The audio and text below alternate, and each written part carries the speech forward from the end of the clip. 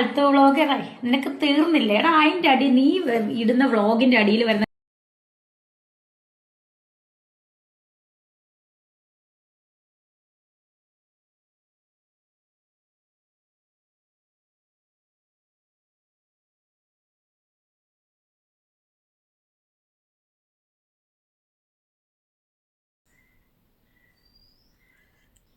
എല്ലാവർക്കും നമ്മുടെ ഒരു പുതിയ വീഡിയോയിലേക്ക് സ്വാഗതം കിട്ടുന്നേ. അപ്പോൾ ഇന്നത്തെ ഒരു വീഡിയോ എന്ന് പറഞ്ഞാൽ രേണു തന്നെയാണ്.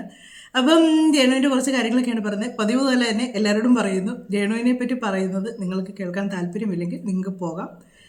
അത് സപ്പോർട്ട് ചെയ്യുന്നവരുടെങ്കിൽ മാത്രം നിന്നാൽ മതി. കാര്യം എന്നാന്ന് ചോദിച്ചാൽ കുറേ രേണുവിനെ സപ്പോർട്ട് ചെയ്യുന്ന കുറേ ആൾക്കാരുണ്ട്. അവർ ഈ മാതിരി നെഗറ്റീവ് കമൻറ്റ് കൊണ്ട് വെറുതെ വരണമെന്നില്ല.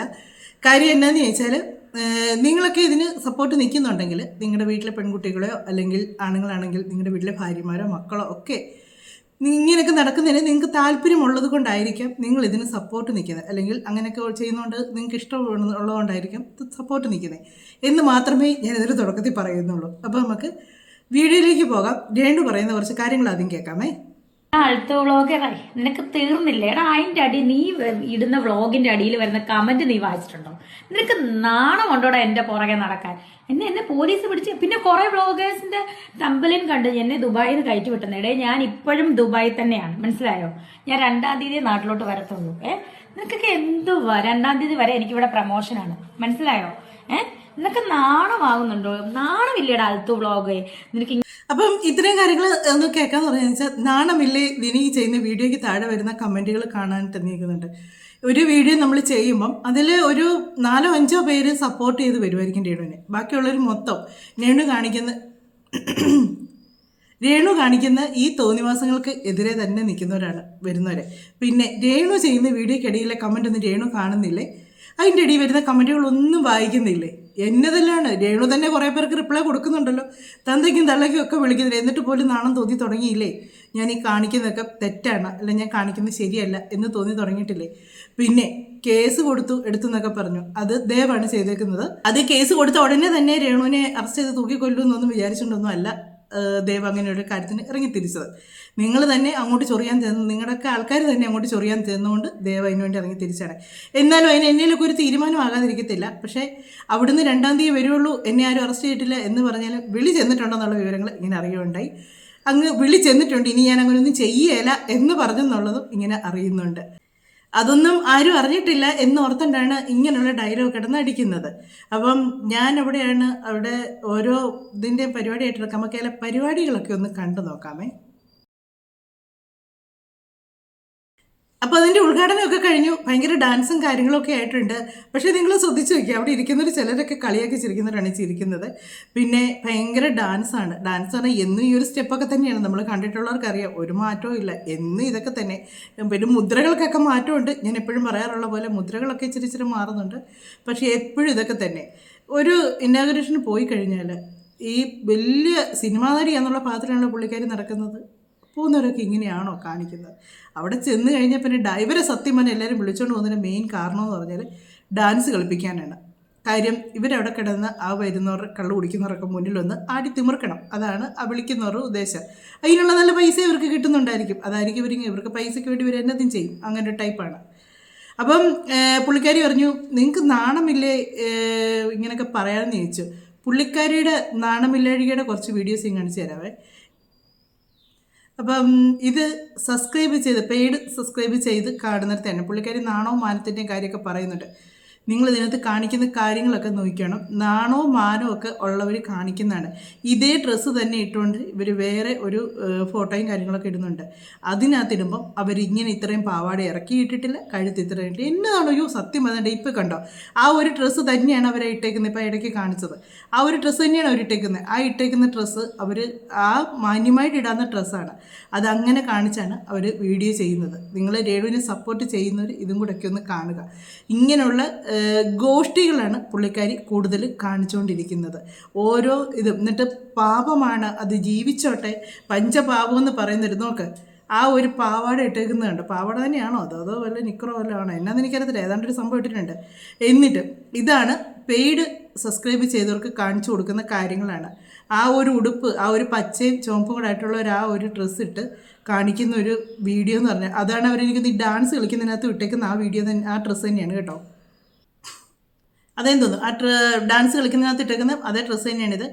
അതിനകത്ത് അവർ ഇത്രയും ഈ വൾഗറായിട്ട് കണ്ടോ, കഴുത്ത് താത്ത് ഇന്നാ കണ്ടോ എന്നും പറഞ്ഞ് കാണിച്ചു കൊടുക്കുന്നത്. അതേപോലെ തന്നെ അവരല്ലാതെ ഫോട്ടോസ് എടുത്തിട്ടുണ്ട്. ഇവരെയാണ് നിങ്ങളെല്ലാവരും സപ്പോർട്ട് ചെയ്ത് പാവം പെങ്കൊച്ച് ജീവിച്ചോട്ടെ എന്ന് പറഞ്ഞത്. പിന്നെ അതുപോലെ തന്നെ വേറൊരു കാര്യമുണ്ട് കേട്ടോ. വേറൊരു കാര്യം എന്ന് പറഞ്ഞാൽ ഞാൻ കണ്ട ഒരു പോസ്റ്റാണ് ഇത്. ഇവർ പറഞ്ഞിടിക്കുന്നതാണോ അതോ ഇവന്മാരുടെയൊക്കെ വിവരമില്ലായ്മ കൊണ്ട് ഇടുന്നതാണോ എന്ന് എനിക്കറിയത്തില്ല കേട്ടോ. അങ്ങനെ ഇടുന്നതാണോ എന്ന് അറിയത്തില്ല. മലയാളം വഴി ഇട്ടേക്കുന്നതിൻ്റെ ഒരു ഇതാണ്, സായി പല്ലവി പോരാ സീതയായിട്ട് അഭിനയിക്കാനായിട്ട് ആരാധകർ രേണുസുതി വേണമെന്ന് പറയുന്നത്. എന്ന് പറഞ്ഞ് കടന്നാക്രമിച്ച് സോഷ്യൽ മീഡിയയിൽ എവിടാണോ ഈ ആക്രമണമൊക്കെ നടക്കുന്നതെന്ന് എനിക്കറിയില്ല കേട്ടോ. ഏത് ആരാധകരാണോ ഈ ഒരു അഭിപ്രായം കൊണ്ട് വന്നതെന്നും എനിക്കറിയത്തില്ല. രേണു എവിടെ നിൽക്കുന്നു, സായി പല്ലവി എവിടെ നിൽക്കുന്നു? സായി പല്ലവിയുടെ അഭിനയം എന്ന് പറഞ്ഞാൽ എന്നെ രസമാണ്. അവർക്ക് നല്ല ഭംഗിയുണ്ട്. നമ്മൾ പ്രേമ സിനിമയിലൊക്കെ അവരെ ഭയങ്കരമായിട്ട് ഇഷ്ടപ്പെട്ടതാണ് അവരുടെ അഭിനയവും കാര്യങ്ങളൊക്കെ. അതുപോലെ തന്നെ അവരുടെ ഒരുപാട് തമിഴ് സിനിമയും കാര്യങ്ങളൊക്കെ കണ്ടിട്ടുണ്ട്. അതിനകത്തൊക്കെ അവർ എത്ര നാച്ചുറലായിട്ടാണ് അവർ ഓരോന്നും ചെയ്യുന്നത്. നമുക്കത് അഭിനയം തോന്നത്തില്ല. രേണു അഭിനയിച്ചാലും കൊള്ളുകയില്ല, നാച്ചുറലായിട്ട് കാണിച്ചാലും കൊള്ളുകയില്ല. ഈ സായി പല്ലവീനെ പോരാ, അതിന് രേണുവിനെ ഒരു ഫിൽറ്റർ ചെയ്തൊരു ഫോട്ടോ ഒക്കെ അതിൻ്റെ സൈഡിൽ കൊടുത്തിട്ടുണ്ട്. രേണു ഈ ഫിൽറ്റർ ചെയ്ത് വരുമ്പോൾ മാത്രമേ ഉള്ളൂ മുഖം പിന്നെ ഒരിച്ചിരി മെനയായിട്ടിരിക്കുന്നത്. അല്ലാതെ ഏത് വന്നാലും അതിനകത്ത് കൊടുത്തേക്കുന്ന കാര്യങ്ങളെന്ന് പറഞ്ഞാൽ ഇതാണ്, സീതയായി രേണുസുതി മതിയെന്ന് സോഷ്യൽ മീഡിയ. ഏത് സോഷ്യൽ മീഡിയ എന്നും കൂടെ ഒന്ന് പറയണം കേട്ടോ. ഈ ഇതുതന്നെ പൈസ കൊടുത്ത് ചെയ്യിപ്പിക്കുന്നതാണോ പറയുന്നതാണോ എന്നൊന്നും അറിയത്തില്ല. ഇങ്ങനെ ഒരു അഭിപ്രായം കൊണ്ട് ഏത് ആരാധകരാണ് വന്നേക്കുന്നതെന്നും എനിക്കറിയത്തില്ല കേട്ടോ. ബോളിവുഡിൽ ഒരുങ്ങുന്ന ബിഗ് ബജറ്റ് രാമായണം ചിത്രത്തിനെതിരെയും ചിത്രത്തിൽ സീതാദേവിയായി സായി പല്ലവിയെ നിശ്ചയിച്ചതിനെതിരെയും സോഷ്യൽ മീഡിയയിൽ പ്രതിഷേധം ഉയരുകയാണ്. സാറിൻ്റെ പശ്ചാത്തലത്തിലും രാമൻ്റെ വേഷത്തിലെത്തുന്ന രൺബീർ കപൂറിൻ്റെ ഫോട്ടോ ഞാൻ നിങ്ങളെ ഇതിലൂടെ കാണിക്കാം കേട്ടോ. രൺബീർ കപൂറിനെ ചേരുന്നത് സായി പല്ലവിക്ക് ചേർച്ചയില്ലെന്നും കൂടുതൽ പേരുടെയും അഭിപ്രായം. സീതാദേവിയുടെ വേഷത്തിലേക്ക് മലയാളിയായ രേണുസുതിയെ പരിഗണിക്കണമെന്ന ആവശ്യവുമായി ആരാധകർ രംഗത്തെത്തിയിട്ടുണ്ട്. രേണുസുതിയുടെ ഭക്തി നിർഭരമായ ലുക്കും അതിപ്പോൾ ഞാൻ കാണിച്ചല്ലോ, ഭക്തി ആയിട്ടുള്ള ലുക്കൊക്കെ ഇപ്പോൾ ഞാൻ കാണിച്ചായിരുന്നല്ലോ. ഭക്തി നിർഭരമായ ലുക്കും പ്രകടനമാണ് സീതാദേവിയുടെ വേഷത്തിന് അനുയോജ്യമെന്ന് അവർ പറയുന്നു. സായി പല്ലവിയെ മാറ്റി രേണുസുതിയെ സീതയായി കാസ്റ്റ് ചെയ്യണമെന്ന ആവശ്യം സോഷ്യൽ മീഡിയയിൽ വൈറലായിരിക്കുകയാണ്. ഈ നിർദ്ദേശത്തോട് ചിത്രത്തിൻ്റെ അണിയറ പ്രവർത്തകർ എങ്ങനെ പ്രതികരിക്കുമെന്ന് കണ്ടറിയേണ്ടതുണ്ട്. വിവരമുള്ളവരാരെങ്കിലും ആണെങ്കിൽ ഈ കൂന്തതിനെയൊക്കെ സീതാദേവിയുടെ വേഷം കൊടുത്ത് എങ്ങനെ ഇരിക്കും? ഇങ്ങനെ വെച്ച് എപ്പോഴും ഗോഷ്ടി കാണിച്ചുകൊണ്ടിരിക്കുന്നല്ലോ. നമുക്കിപ്പോൾ ഒരു വീഡിയോ കാണാവേ. ആ വീഡിയോയിലൂടെ നിങ്ങൾ നോക്കണം, രേണു ഈ മാതിരി ഗോഷ്ടി കാണിക്കാനാണോ ഇവർ സീതാദേവിയുടെ വേഷം കൊടുക്കണമെന്ന് പറയുന്നത്? നിങ്ങൾ ഏതെങ്കിലും ആൾക്കാർ ഇന്ന് വരെ രേണു നേരെ ചൊവ്വ ഒരു വേഷം ചെയ്യുന്ന കണ്ടിട്ടുണ്ടോ? ഒരു സ്കൂൾ യൂണിഫോം ഒക്കെ ഇട്ടുണ്ടൊരു വേഷം ഉണ്ടെന്ന് എന്നതായിരുന്നു അതൊക്കെ, മഹാബോറ്. പിന്നെ ഇങ്ങനെ ഇടുന്ന തുള്ളാൻ കൊള്ളാം. കണ്ടോ മുഖത്ത് വരുന്ന ഭാവങ്ങൾ കണ്ടോ ഈ ഭാവങ്ങളായിരിക്കും സീതാദേവിക്കും വേണ്ടതല്ലേ? ഇതുപോലെ പൊട്ടത്തരം പിടിച്ച മനുഷ്യർ ഇപ്പം ഇതുപോലെ ഈ പറഞ്ഞപ്പോഴത്തേക്ക് ഈ രേണുസുധീനെ സീതാദേവിയായിട്ട് എടുക്കണമെന്നൊക്കെ പറഞ്ഞുകൊണ്ട് ഞാൻ പറയാം. ഞാൻ നമ്മുടെ ഡാനി സത്യൻ്റെ ഇതിനകത്ത് തോന്നുന്നു കേട്ടോ, ഒരു വോയിസ് കേൾക്കുകയുണ്ടായി. ഒരു ആള് വെളിയിൽ നിന്നുള്ള ആരോ പറയുന്നതാണ്, അവരുടെ അവിടെ ഏത് സ്ഥലമാണെന്ന് ഞാൻ ഓർക്കുന്നില്ല കേട്ടോ പറഞ്ഞത്. എന്തായാലും നമ്മുടെ ഇന്ത്യയല്ല, ഇന്ത്യക്ക് വെളിയിലുള്ള ഒരു രാജ്യമാണ്. അവിടെ നിന്നും പുള്ളിക്കാർ പറയുന്നു അവിടെ ഉള്ള നമ്മളിപ്പോൾ ഈ പുറത്തുള്ള ഓരോരുത്തരുടെ വീഡിയോസൊക്കെ എടുത്ത് കോമാളിത്തരവാദം പറഞ്ഞ് നമ്മൾ കോമാളി ആയിട്ടുള്ള ഇങ്ങനെയൊക്കെ ഓരോന്നും കണ്ട് ചിരിക്കാനായിട്ടുള്ളതായിട്ട് ഇട്ട് കൊടുക്കത്തില്ലേ? നമ്മളിപ്പോൾ ഓരോരുത്തരുടെ ഇങ്ങനെയൊക്കെ എന്നതാ ചിലരൊക്കെ റീൽ ചെയ്യുമ്പോൾ അതെടുത്ത് നമ്മൾ റിയാക്ട് ചെയ്യത്തില്ല. ഈ ഒരു കോമാളി ആയിട്ടാണ് നമ്മളവരെ കാണുന്നത് എന്ന് പറഞ്ഞ പോലെ തന്നെ നമ്മുടെ ഈ മലയാളത്തിലെ സിനിമയൊക്കെ ഇങ്ങനെയാണെന്നും പറഞ്ഞുകൊണ്ട് ഈ രേണുവിനെയും പിന്നെ അലൻ ജോസ് പെരേര അവരെയൊക്കെ എടുത്താണ് അവിടെ ഇരുന്നിട്ട് അവർക്ക് അയച്ചു കൊടുക്കുന്നു. ഇതൊക്കെയാണോ നിങ്ങളുടെ മലയാള സിനിമയിലെ അഭിനേതാക്കൾ എന്നും പറഞ്ഞുകൊണ്ടാണ് ചോദിക്കുന്നതെന്ന്. അത്രയ്ക്കൊരു കോമാളി പീസായി കഴിഞ്ഞു. ഇവിടെ തന്നെയല്ല പുറത്തും. ഇവിടെ പിന്നെ നമ്മൾ പണ്ടേ കോമാളി പീസാക്കിയതാണ്. ഇവർക്ക് മാന്യമായിട്ട് നിന്ന് പോകാമായിരുന്നു, നല്ലപോലെ അഭിനയിക്കാൻ വലുതായിട്ട് അറിയത്തില്ലെന്ന് പറഞ്ഞാലും ഇവരിത്രയും തറയായതാണ് ഇത്രയും വിഷയമായിപ്പോയത്. പിന്നെ പുള്ളിക്കാരി നമുക്കൊരു റീലും കൂടെ കാണാം. ഇതെനിക്കൊന്ന് അവിടെ ചെന്നിട്ട് എടുത്തെങ്ങാണ്ടെന്ന് തോന്നുന്നു. എന്നതാണോ കാണിക്കുന്നത്, ഇതൊക്കെയാണ് പുള്ളിയുടെ അഭിനയ ഭാവങ്ങൾ കണ്ടോ, മുഖത്ത് വരുന്ന ഭാവങ്ങളൊക്കെ കണ്ടോ, എന്നാ രസമാണ് കാണാൻ. നോക്കി കണ്ടോ, ഇതേ ഉള്ളൂ എപ്പോഴും, ഈ സ്റ്റെപ്പും കാര്യങ്ങളും ഒക്കെ ഉള്ളൂ എപ്പോഴും ആ കൈവിരലുകൾ ഇങ്ങനെ ഇട്ട് ചലിപ്പിക്കുക എന്ന് മാത്രമാണ് പുള്ളിക്കാരുടെ ആക്ഷൻ. പിന്നെ മോഹം കൊണ്ട് പോക്കറി കുത്തുക, കുഞ്ഞിനും കുത്തി കാണിക്കുന്ന പോലെയാണ് കിടന്ന് കാണിക്കുന്നുണ്ടല്ലോ. ഞാൻ വലിയ അഭിനേത്രിയാണെന്നോ അല്ലെങ്കിൽ ഞാൻ വലിയ കഴിവുള്ളവളാണെന്നോ ഒന്നുമല്ല ഞാൻ പറയുന്നത്.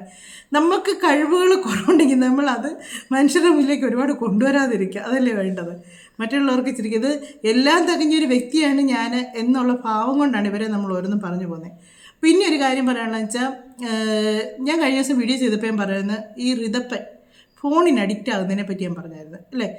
ആ ഒരു വീഡിയോസും ഞാൻ കാണിച്ചായിരുന്നു. രേണു പോകുന്നതിന് മുന്നേ ഋതപ്പനോട് യാത്ര പറയുമ്പോഴും ആ കുഞ്ഞ് യാതൊരു മൈൻഡും ഇല്ല രേണുവിന്. രേണു ഈ മീഡിയക്കാരെ കാണിക്കാൻ വേണ്ടി കൊച്ചിനെ പൊക്കിയെടുക്കുക, ഉമ്മ കൊടുക്കുക, ഭയങ്കര കൊഞ്ചിക്കലും കാര്യങ്ങളും. എനിക്കൊന്നും അല്ലാത്ത സമയത്ത് അതിനോട് അങ്ങനെ ഒരു സ്നേഹപ്രകടനം കാണിക്കുന്നില്ലാത്തതുകൊണ്ടായിരിക്കാം ആ കൊച്ചു വലിയ അടുപ്പം കാണിക്കുന്നില്ല. അത് ആ ഫോണാണ് ഇപ്പം അതിൻ്റെ ലോകം എന്ന് പറയുന്നത്. ഈ ഫോൺ കൊടുക്കുന്നൊരു വീഡിയോ ഒക്കെ രേണു ചെയ്തിട്ടുണ്ടായിരുന്നു. എനിക്ക് 2 ഫോണുണ്ട്. അതായതെന്ന് വെച്ചാൽ മന്ദാരച്ചലിന് മുമ്പേ ഈ ദാസനൊക്കെ അവരുടെ വീട്ടിൽ ചെന്നപ്പോഴത്തേക്ക് പുള്ളിക്കാരനെയും കൊണ്ട് ഒക്കെ അവരവിടുന്ന് ഈ ആർജെ ലച്ചു ഒക്കെ ഉണ്ടായിരുന്നു. പോരാൻ തുടങ്ങിയപ്പോഴത്തേക്ക് ഋതപ്പ ഇന്ന് അമ്മോൻ ഇതെടുത്തോ എന്നും പറഞ്ഞൊരു ഫോൺ കൊടുക്കുന്നുണ്ട്. അതും വീഡിയോയിലൂടെ വന്നായിരുന്നു. ഇതൊക്കെ വലിയ കാര്യമായിട്ടാണ് പുള്ളിക്കാരി ചെയ്തത്. എനിക്ക് 2 ഫോണുണ്ട്, എനിക്ക് എന്തിനാണ്ട് 2 ഫോൺ, എനിക്ക് ഒരെണ്ണം തന്നെ മതി. ആ ഓർമ്മത്തിൽ കിടന്ന് കാണിക്കുന്നതിന് ഞങ്ങൾക്ക് സഹിക്കാൻ വയ്യ, പിന്നെ 2 ഫോണ്. അപ്പം ആ ഫോണും ഒക്കെ കൊച്ചിന് കൊടുത്ത് കൊച്ചിനെ സപ്പോർട്ട് ചെയ്തു. ആരൊക്കെ ആ കൊച്ചിൻ്റെ ഫോൺ ഇങ്ങനെ മേടിക്കുമ്പോൾ അതിൻ്റെ ഒരു വെപ്രാളവും ഒക്കെ കാണും. ഇപ്പോഴല്ല, ആ സമയത്ത്. അങ്ങനെ ഒരുപാട് വീഡിയോസും കാര്യങ്ങളൊക്കെ അതിൻ്റെ ഫോൺ മേടിക്കുക എടുക്കാൻ പറയുകയൊക്കെ ചെയ്യുമ്പോഴും എല്ലാം കാണിക്കും. ഇതിനകത്ത് രേണു ഒന്ന് ചിരിക്കാൻ പറയുമ്പോൾ നോക്കുന്നുണ്ട്. ഈ ഋതപ്പൻ്റെ പഴയ ഒരു മുഖം ഞാൻ ഇതിനകത്ത് കാണിക്കാം കേട്ടോ. ഇത് കഴിഞ്ഞിട്ടേ കാണിക്കാം. ഇപ്പോൾ ഈ കുഞ്ഞിൻ്റെ കണ്ണിരിക്കുന്നത് നിങ്ങൾ നോക്കിയാണേ. കണ്ണിരിക്കുന്നത് ഈ ഒരു വീഡിയോ ഞാൻ കഴിഞ്ഞ ദിവസം പറഞ്ഞാണ്. വീങ്ങിയ മാതിരിയാണ് ഈ കുഞ്ഞിൻ്റെ കണ്ണിരിക്കുന്നത്. കാര്യം എനിക്ക് തോന്നുന്നത് 24 മണിക്കൂറും ഈ കുഞ്ഞ് ഫോണിൽ തന്നെയാണ്. ഇപ്പം നിങ്ങൾ ചോദിക്കും, രേണുസുധിയുടെ മകൻ മാത്രമുള്ള ഫോൺ ഉപയോഗിക്കുന്നത്. ഇല്ല, ഒരുപാട് കുഞ്ഞുങ്ങളുണ്ട്. പക്ഷേ ആ കുഞ്ഞുങ്ങൾക്കൊക്കെ വരുന്ന പ്രശ്നങ്ങൾ എന്നാന്നുള്ളത് അവരുടെ അപ്പനും അമ്മയൊക്കെ ശ്രദ്ധിച്ചാൽ കൊള്ളാം, അത്രേ പറയുന്നുള്ളൂ. കാര്യം ഈ പ്രായത്തിലുള്ള കുഞ്ഞുങ്ങൾക്കൊക്കെ ഞാനൊക്കെ ചെയ്തത് എന്നാന്ന് ചോദിച്ചാൽ, ഓരോ ബുക്ക് മേടിച്ചു കൊടുക്കും.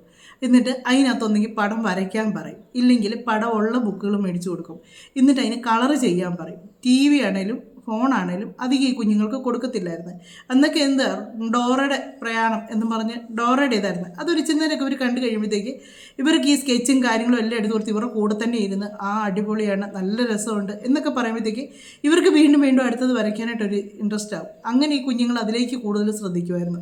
അത് ഇവരൊരു 7ാം ക്ലാസ്സിലൊക്കെ പഠിക്കുന്ന സമയത്തും ഒക്കെ അങ്ങനെ തന്നെയാണ് കേട്ടോ. 7, 8ാം ക്ലാസ്സിലൊക്കെ പഠിക്കുന്ന സമയത്ത്, ഇവർ കൊറോണ സമയത്തൊക്കെ ആയിരുന്ന സമയത്തും എല്ലാം ആ സമയത്തും ഒക്കെ ഞാൻ ഇവർക്ക് ഇങ്ങനെയുള്ള ബുക്കുകൾ കാര്യങ്ങളൊക്കെ നേരത്തെ ഇവർക്ക് മേടിച്ച് വെച്ചത് ഇരിപ്പുണ്ടായിരുന്നു. അതുതന്നെയാണ് ഇവർക്ക് കൊടുത്ത് ഇവരതേൽ പിന്നെ അത് കഴിയുമ്പോഴത്തേക്ക് പഴയ ബുക്കുകൾ എടുത്തേച്ച് പറഞ്ഞ് പടം വരച്ചു അതിനകത്ത് നോക്കി വരയ്ക്കാൻ പറഞ്ഞു. അത് ഇവരുടെ റൂമിലൊക്കെ ഒട്ടിച്ച് വെച്ചിട്ടുണ്ടായിരുന്നു. എൻ്റെ പഴയ ഡയൻമേലൊക്കെ ചെയ്യുന്ന വീഡിയോക്കകത്തൊക്കെ ഞാനത് കാണിക്കുകയും ചെയ്തിട്ടുണ്ട്. നമ്മൾ അങ്ങനെയൊക്കെ കുറേയൊക്കെ കുഞ്ഞുങ്ങളെ ശ്രദ്ധിച്ചാൽ കുഞ്ഞുങ്ങൾ ഈ കുഞ്ഞിലേ തൊട്ട് നിങ്ങൾ ഈ ഫോൺ ഉപയോഗിക്കുന്നത് കണ്ണിന് ഭയങ്കര പ്രശ്നമാകത്തേ ഉള്ളൂ. നമുക്ക് ഈ ഋതപ്പൻ്റെ ഇതിനെപ്പറ്റി ഒരു ഡോക്ടർ പറയുന്നൊരു കാര്യം നമുക്കൊന്ന് ശ്രദ്ധിക്കാവേ. അത് ഡോക്ടർ മൊത്തത്തിലാണ് പറയുന്നത് ഫോൺ ഉപയോഗിക്കുന്ന കുഞ്ഞുങ്ങളെ പറ്റി. പക്ഷേ ഈ കുഞ്ഞിനെ എടുത്ത് വീഡിയോ കാണിച്ചതിന് ശേഷമാണ് ഡോക്ടർ വീഡിയോ ഇട്ടേക്കുന്നത്.